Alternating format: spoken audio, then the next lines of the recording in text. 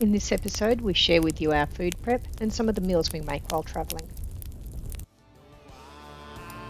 We are Al and Joe. Together we are cheats out and about, just your average working middle-aged couple. We invite you to join us as we explore remote and sometimes not so remote areas of Australia.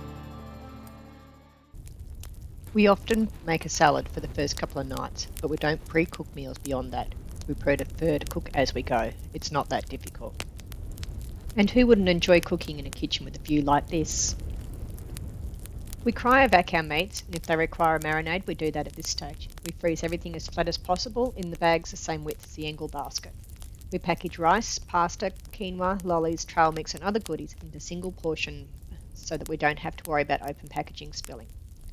We have a fantastic baking dish we were given a couple of years ago, and by inserting a loaf tin raised up on balls of alfoil, we can cook scones and bread in it. It's also fantastic for roasts and curries.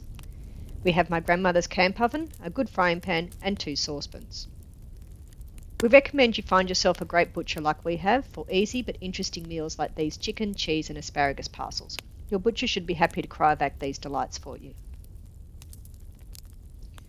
Try cooking a little pasta, stir through some basil pesto and add some meatballs from the butcher for a quick, easy and nutritious dinner.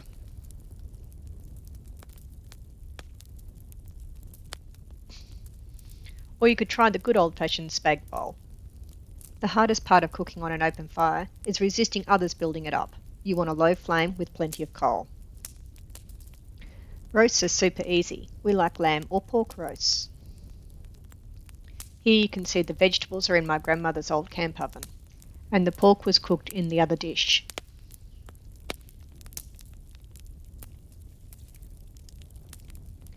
Tandoori lamb chops are another favourite. We freeze the chops in the marinade and team them with corn and capsicum. You could also try some quinoa or some rice. Why not try Tuscan eggs for a different spin on breakfast? Hopefully we've given you some ideas to try. On our 4.5 weeks away, we only use the gas stove twice. If you'd like copies of any recipes, let us know in the comments below.